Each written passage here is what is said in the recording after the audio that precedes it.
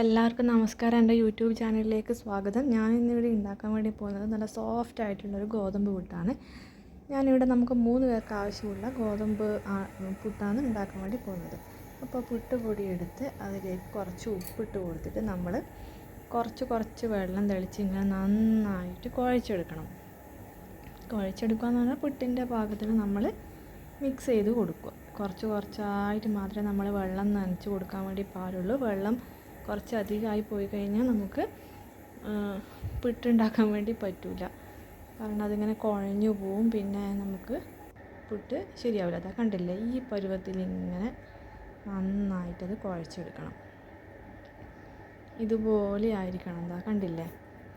ഇനി നമുക്ക് പുട്ടുണ്ടാക്കാൻ വേണ്ടിയിട്ട് കുറച്ച് തേങ്ങ, പിന്നെ നമ്മളെ പുട്ട് കുറ്റിയെടുക്കുക. എന്നിട്ട് കുറച്ച് തേങ്ങയിട്ട് കൊടുക്കുക. അതിനുശേഷം നമ്മൾ കുഴച്ച് വെച്ച മാവ് എടുത്തിട്ട് അതിലിങ്ങനെ ഇട്ട് കൊടുക്കണം. കുറച്ച് തേങ്ങ ഇടുക. കുറച്ച് നല്ലോണം തേങ്ങ ഇട്ട് കഴിഞ്ഞാൽ നമുക്കിതിന് കറിയൊന്നും ഇല്ലാണ്ട് തന്നെ നമുക്ക് കഴിക്കാൻ വേണ്ടി പറ്റും. നല്ല ടേസ്റ്റായിരിക്കും, നല്ല സോഫ്റ്റും ആയിരിക്കും. കണ്ടില്ലേ, ഇതുപോലെ ഇങ്ങനെ നമ്മൾ വാരി നിറച്ച് കൊടുക്കണം. ഞാൻ ഓൾറെഡി പുട്ടുകുടത്തിൽ അവിടെ അടുപ്പത്ത് വെള്ളം വെച്ചിട്ടുണ്ട്, അത് തിളക്കാൻ വേണ്ടിയിട്ട്. അതിന് ശേഷമാണ് ഞാനിതിങ്ങനെ വാരി നിറക്കുന്നത്. അപ്പോഴത്തേക്ക് വെള്ളം തിളക്കുമല്ലോ, നമുക്ക് പെട്ടെന്ന് തന്നെ വാരി എടുത്തിട്ട് അതിലേക്ക് വെക്കാൻ വേണ്ടി പറ്റും. ഇതാ കണ്ടില്ലേ, ഇതിങ്ങനെ അടച്ചു കൊടുത്തിട്ട് നമ്മൾ അടുപ്പിലേക്ക് വെക്കണം. പെട്ടെന്ന് തന്നെ നമ്മൾ അരിയുടെ പുട്ടുണ്ടാക്കുന്നതിനേക്കാളും എളുപ്പത്തിൽ തന്നെ ഇത് ആവി വരും. നമ്മളൊരു 5 മിനിറ്റ് മാത്രമേ വെയിറ്റ് ചെയ്യേണ്ടതായിട്ടുള്ളൂ. നല്ലോണം ആവി വന്നു കഴിഞ്ഞാൽ നമുക്കിത് എടുക്കാം. കണ്ടില്ല, ഒരു 5 മിനിറ്റ് ആയതേ ഉള്ളൂ, നല്ലോണം ആവി വന്നിട്ടുണ്ട്. ഞാൻ ആവി വന്നാലും 1 മിനിറ്റ് കൂടി നമ്മളൊന്ന് വെയിറ്റ് ചെയ്യണം. നല്ലോണം ആവി വന്നിട്ട് നമ്മൾ വേണമെങ്കിൽ നമുക്ക് കുറച്ച് സമയം അത് ഓഫാക്കിയിട്ടിടാം. അങ്ങനെയാണെങ്കിൽ നമുക്ക് പെട്ടെന്ന് പുട്ടിങ്ങനെ തള്ളുമ്പോൾ പെട്ടെന്ന് പൊട്ടിപ്പോവാണ്ട് നല്ല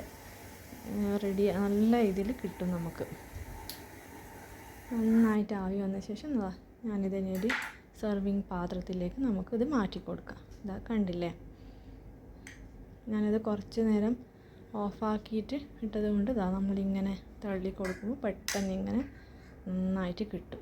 അല്ലെങ്കിൽ നമ്മൾ പെട്ടെന്ന് തന്നെ എടുത്തിട്ട് അതിങ്ങനെ എടുക്കുകയാണെങ്കിൽ ചിലപ്പോൾ അത് പൊട്ടാൻ സാധ്യതയുണ്ട്. ഇതാ കണ്ട, നല്ല സോഫ്റ്റ് ആയിട്ടുള്ള നല്ല പുട്ട്. നമുക്ക് എന്തിൻ്റെ കൂടെ വേണമെങ്കിലും കഴിക്കാം കേട്ടോ.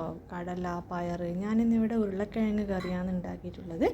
ഇതിനിപ്പം കറി ഇല്ലെങ്കിലും നമുക്ക് ഇത് കഴിക്കാൻ വേണ്ടിയിട്ട് നല്ല ടേസ്റ്റാണ്.